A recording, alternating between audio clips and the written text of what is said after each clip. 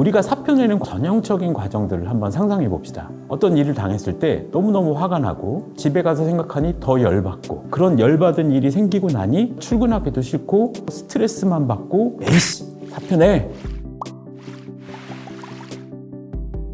안녕하세요. 저는 K팩이라는 회사를 운영하고 있고 마인드클리닉이라는 상담센터를 운영하고 있는 노주선이라고 합니다. 욱하지 말기입니다. 감정적으로 판단하거나 혹은 지나친 걱정이나 우울, 이런 부정적인 감정에 사로잡혀서 퇴사하는 것은 항상 나중에 후회를 불러오게 됩니다. 함부로 사표를 던지지 마라. 이렇게 말씀드리면, 아니 그럼 사표 내지 말고 그냥 참으라는 얘기입니까? 절대 아닙니다.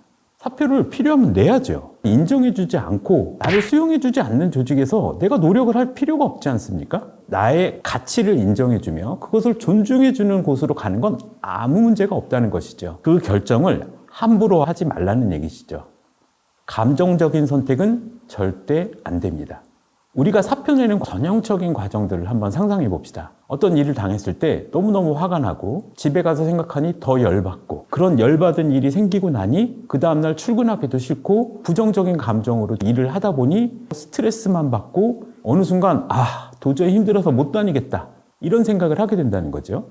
마치 산에서 굴러떨어지는 눈과 같이 처음에는 이런 작은 감정적인 어려움이 점점 더 커져서 극단적인 과정까지도 가게 된다는 것이죠. 좀 진정된 상태로 나중에 감정적인 판단에 대해서 왜 그랬을까? 그때 좀 참을 걸. 이런 식의 후회나 반성들이 생기게 된다는 것입니다. 퇴사를 성장으로 만들어라. 세상을 살면서 어려움이 없을 수는 없습니다. 하지만 그 어려움들을 어떻게 대처하고 해결하느냐, 의미 있는 기회가 된다는 것이죠.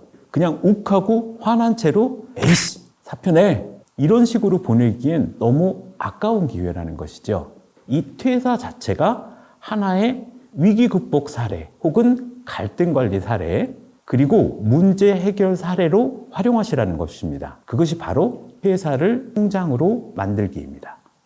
퇴사는 위기이긴 하지만 이런 과정을 통해서 기회로 만들 수가 있습니다. 그러기 위해서 가장 중요한 것, 반드시 체크하고 넘어가야 될 것은 내가 감정적으로 선택하지 않았는가, 즉 욱하면서 선택한 것은 아닌가 라는 생각을 꼭 하실 필요가 있습니다.